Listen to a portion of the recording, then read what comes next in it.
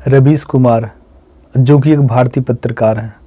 पता है, आज ये बंदा सोशल मीडिया हो या लोगों के घर, हर जगह ट्रेंड पे बना हुआ है।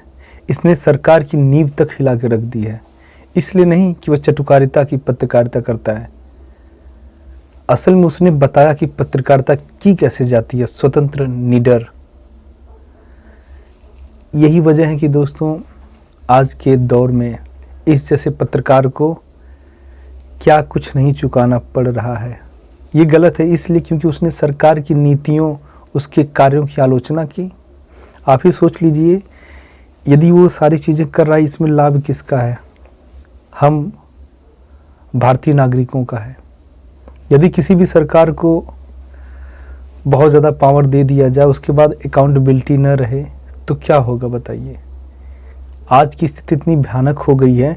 आपको लगता है भारतीय जनता पार्टी के विपक्ष में कांग्रेस टिक रही है? कहीं विपक्ष पूरी तरह से बिखरा हुआ है। इस वीडियो बनाने का मतलब ये नहीं है कि मैं भारतीय जनता पार्टी की आलोचना कर रहा हूँ, बल्कि बता रहा हूँ कि हमारे देश में ऐसे पत्रकारों का होना कितना आवश्यक है। पहले के जो शोषण का तरीका हुआ करता था वो अलग था। पहले के शोषण हुआ करते थे मानसिक और शारीरिक रूप से।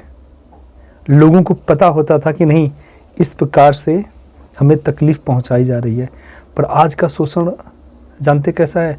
जैसे सेल फोन है ना, अपडेट हुआ करते हैं, वैसे ही शोषण के तरीके भी आजकल अपडेट हो गए हैं। आज लोग विचारों के माध्यम से एक दूसरे के ऊपर जो थोप दे रहे हैं, वो शोषण है। आपको ज़बरदस्ती किसी राजनीतिक पार्टी का हितैषी बनाया जाता है। वो किसी प्रकार का प्रलोभन दें, वो आपके ऊपर निर्भर करता है कि कोई दारू पिला के आपको कोई पैसा देकर या किसी प्रकार का पद, मोह माया देकर आपको अपने फेवर में कर ले। और आज यही कारण है कि जान लीजिए किसी भी लोकतांत्रिक देश में यदि पत्रकारिता वहाँ दम उसका घोट दिया जाए या फिर विपक्ष नाम मात्र करा जाए, तो वो उस देश की जो सरकारें हैं एक समय के बाद निरंकुश हो जाएंगी।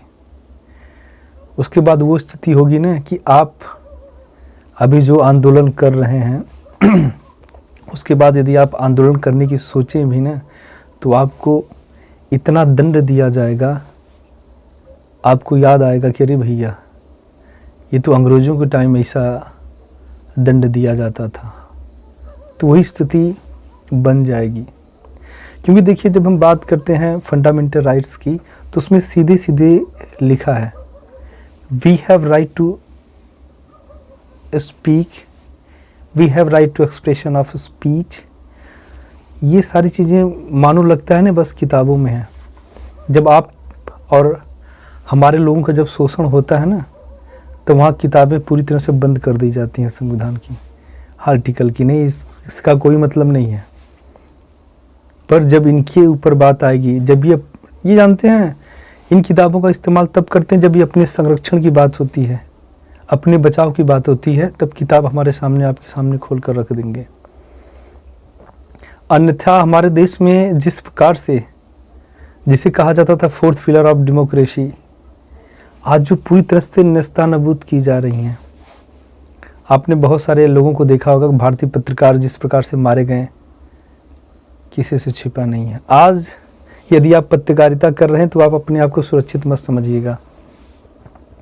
जो सत्ता में लोग हैं, यदि उनके खिलाफ आप कुछ भी बोलते हैं तो कल साथ आप दिखें ना। क्योंकि लोग कहीं ना कहीं भूल जाते हैं कि जब एक इंसान पत्रकारिता करता है तो कहीं ना कहीं एक दिशा दिखाने का प्रयास करता है सरकारों को। कोई ज़रूरी नहीं है कि सरकारें हमेशा सही हो। डिमोनेटाइजेशन हुआ तो सरकार ने बहुत बड़ी उपलब्धि हासिल की हो, ऐसा उसने बखान किया। बाद में जब आरबीआई का रिपोर्ट आया तो उसने सीधे सीधे कहा कि इसमें खाली हमारे देश के लोगों को तकलीफ़ें उठानी पड़ी और केंद्र सरकार ने बहुत बड़ी उपलब्धि हासिल नहीं की। तो मैं मानता हूं कि जो बड़े बड़े उद्योगपति अमीर लोग हैं उनके लिए बहुत बड़ी बात नहीं थी डिमोनेटाइजेशन, विमुद्रीकरण, या फिर कोई नया देश में इम्प्लीमेंटेशन हो जाए उनके लिए बहुत बड़ी बात नहीं है। महंगाई बहुत बड़ी बात नहीं है। शिक्षा का दायरा बढ़ा दिया गया है, उनके लिए बड़ी बात नहीं है। बड़ी बात उनके लिए है जो लोग एक आम जीवन जी रहे हैं, जो मेहनत के पैसे से अपना जीवन सरवाइव कर रहे हैं, और जो लोग भ्रष्ट हैं, बड़े बड़े भ्रष्टाचार में लिप्त हैं, उनके लिए करोड़ों की बात तो कुछ नहीं है। तो जो आज का वीडियो बनाने का मकसद है पूरी तरह से है पत्रकारिता को लेकर। आपके अगल बगल कोई भी यदि पत्रकारिता बेहतर करे तो उसे आप प्रमोट करें, उसे उकसाएं, उसे और बेहतर करने के लिए उसके अंदर एक प्रेरणा डालें। यदि सब लोग चटुकारिता करेंगे तो वास्तविकता कौन दिखाएगा? अभी आप देखेंगे सरकारें जो कहती हैं किताबों में कुछ और रहती हैं, धरातल पे कुछ और होता है। इसलिए पत्रकारों की आवश्यकता हमारे देश को बहुत ज़्यादा है, क्योंकि विपक्ष के बस की बात नहीं है। आज के डेट में यदि विपक्ष कुछ बोलता है तो कल वो थाने में मिलेगा, जेल में मिलेगा। इतने बड़े बड़े विधायकों को लोग जेल में डाल दिए हैं, मानते हैं कि जो गलत करेगा वो सलाखों के पीछे होगा। पर आज कहीं ना कहीं जो सरकारें हैं, जिसे लग रहा है कि अपनी कोई व्यक्तिगत दुश्मनी निकाल रही हैं। रोजगार का जो आलम हमारे देश में किसी से छुपा नहीं है। स्थिति बहुत दयनीय चली जा रही है, और छोटे छोटे पत्रकारों को लोग खरीद ले रहे हैं। और पत्रकारिता ऐसे की जा रही है कि पूछिए मत, माँ की, बहन की, तुम्हारी, इनकी। इतना स्टैंडर्ड गिर गया है पत्रकारिता का। हाँ, जिस चीज़ को दिखाना चाहिए उस चीज़ को आप नहीं दिखा रहे हैं। एक प्रशासनिक अधिकारी को उठा लेंगे, उसके कार्य में रुकावट डालेंगे, उससे अनाप शनाप प्रश्न करेंगे। आपने देखा होगा कई प्राथमिक विद्यालय में जाएंगे, वहाँ पे अनाप शनाप प्रश्न करेंगे। ये प्रश्न आपको पूछने की आवश्यकता है सरकार से, क्योंकि ये सारी यदि व्यवस्थाएं जन्म ली हैं तो सरकार के माध्यम से।